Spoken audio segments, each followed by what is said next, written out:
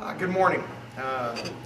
Good to be here after our first bye weekend. Our players had a few days off, hopefully come back rejuvenated as we go in this final stretch drive of the season. As we met our players last night, I reminded them we've got four guaranteed games left, and that's it.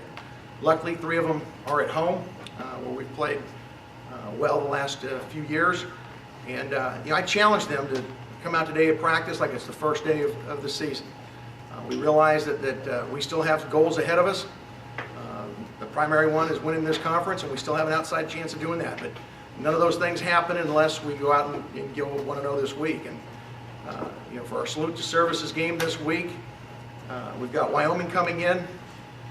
They've got an outstanding coaching staff, and Coach Bowl and his guys.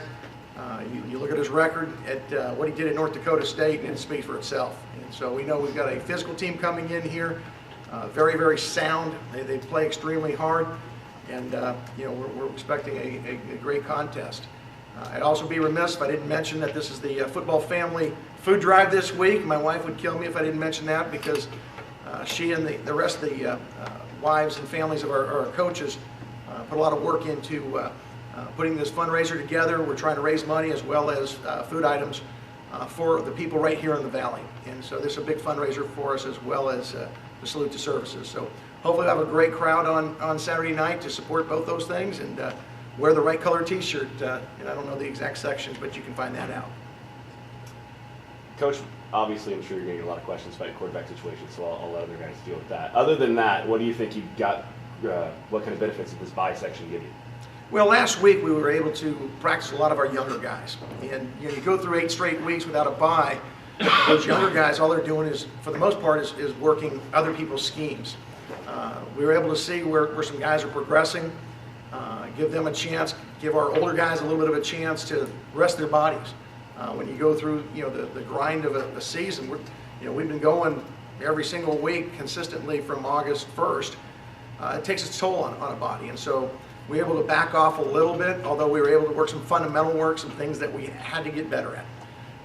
The other thing we did was we gave our players Friday, Saturday, and Sunday off. Again, I reminded them last night, we ought to be as fresh as we've been at any point this year. And our coaches were on the road recruiting. I was at a game Friday night. We had some guys at game Saturday. We're trying to make up for some time because of those Fridays that we lost before. So all in all, I think it was a productive week. But the bottom line is we've got to attack this week like it's a brand new season, which I know our guys will, and get ready to take on a very physical, very tough Wyoming team, and hopefully being back in Bulldog Stadium, our guys will rise to that occasion. On that Wyoming team, Coach Bowles in kind of a similar situation that you were a few years ago, coming into a new system and kind of revamping, going from they were a spread offense, now they run kind of a pro set West Coast style. What can you say about what he's been able to do there this short time as someone who also did this? Well, they started this season off really well. I thought they did a great job teaching their schemes, both sides of the ball. They had some tough non-league games against Michigan State and Oregon, and held their own.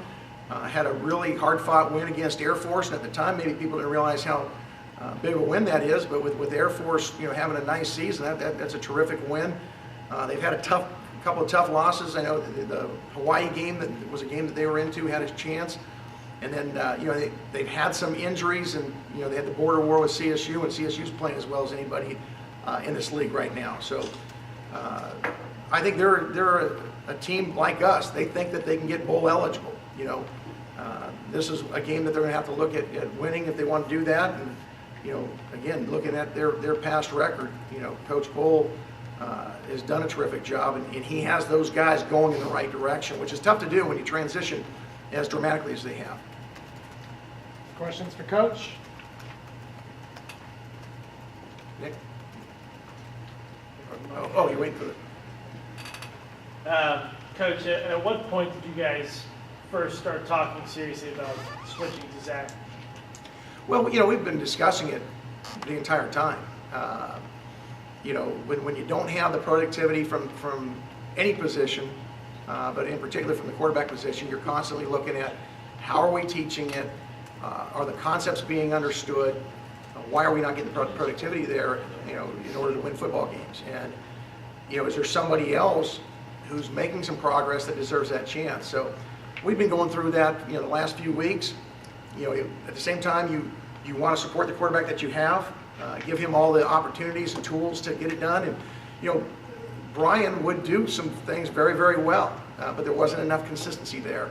And so after the Boise game, we watched the tape together, Coach Ram and I and the offensive staff, and we decided after that game that, it's probably time to give Zach a couple weeks working with that first huddle and work the timing out and, have him, be our starting quarterback the rest of the way out. So last week during practice, he was going first team, Zach was? Correct. And was there something that he did that kind of cemented things for you? I don't know if it was anything that he did in practice that cemented it. It's just that, Zach's a guy that probably of our quarterbacks, of the three quarterbacks that are playing right now, has the best, most well-rounded skill set for what we want to do as an offense. He's athletic. Now that his knee is back, he's been set back there, about 6-8 weeks with tweaking his knee. This is JD. May I help you? Sure, JD. Hello. We're in the middle of a press conference, JD. Anyways, going back to Zach, he's got the skill set. His release, his accuracy, his arm strength, those kind of things lend itself to running our offense very, very efficiently and well. Doesn't have the experience in, just getting there and having more film time with him and seeing things and then running with the twos. He's been making a lot of progress. And so because of that progress and because of the lack of success that we've had, we felt that this was the time to make that final push and let him have his opportunity. Coach, how much of the playbook is open to Zach? What can we see from him on Saturday? Well, not to tell you everything that's in our game plan, David, but, Right. we anticipate doing everything we normally do. We have game plan tweaks depending on week to week and what they like to do from a front and coverage standpoint. But we're going to run our offense. When he went against Southern Utah, it was the same thing. We were just running our offense. We didn't change the game plan for him, and we won't this week. No disrespect to Southern Utah, but Wyoming's going to be a different defense than them. No doubt. How do you coach Zach to say, hey, you had some success earlier this season in a really limited role? How do you tell him to just keep going? It's easy. Guys come in expecting to play. The thing I like about Zach is he's an extremely competitive guy. Coming out of high school was not really highly touted initially until he went to the Elite 11 thing. He wasn't an invite guy. He went and he won his division. He won the regional.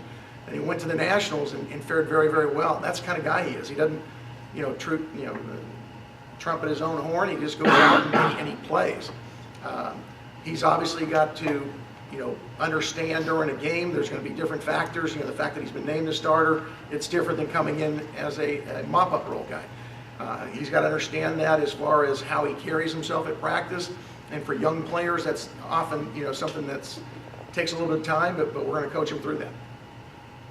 How's his command of the huddle? Is he a vocal guy? Is he somebody that the players gravitate towards? I think our players gravitate to him because they see the talent in him. He's not a particularly vocal guy, but he knows what he's doing. And, a guy who'll go out there and perform, guys want to follow. Do you feel like this is a situation where, with the game being on ESPN2, with there still being a lot at stake, how do you keep him grounded and not have the jitters of the first time running down that tunnel knowing he's the guy? I think our offense staff will do a great job trying to, manage that part for him. But it is what it is. He's a freshman. He hasn't played a whole lot of snaps. You try to get him to focus on the things that he can control, and that's how he carries himself, how he leads our team. And he's got all the talent in the world to make the throws and be able to read defenses and be able to do things. And we just have to make sure that he understands he doesn't have to do things bigger than himself. He just has to do what he's capable of. More questions for Coach? How did Brian respond when you guys decided you were going to make the switch? He was obviously disappointed. He understood where we were coming from and understood that that's the nature of that position. But like any competitive guy, he's going to sure disagree. He didn't vocalize that. There was probably more disappointment than anything else, but I encouraged him that, hey, you're one play away, so we've got to have you continue to develop. And I think I know the kind of guy that Brian is. He's going to continue to work extremely hard. He's a gutty guy. You know, I reminded him, you know, back during that Southern Utah game where we were playing both he and Brandon, and he threw the pick, and we went with Brandon. And then Brandon was struggling a little bit, and we had the 2-minute drive. He comes back in the game, and I think some of the fans weren't happy. They booed him. He shook it off and went right down the field. And, you know, that's the kind of guy I think he is. He's going to be a guy that's not flashy at times, but he's an extremely hard worker. This team's very important to him, and he's going to continue to work.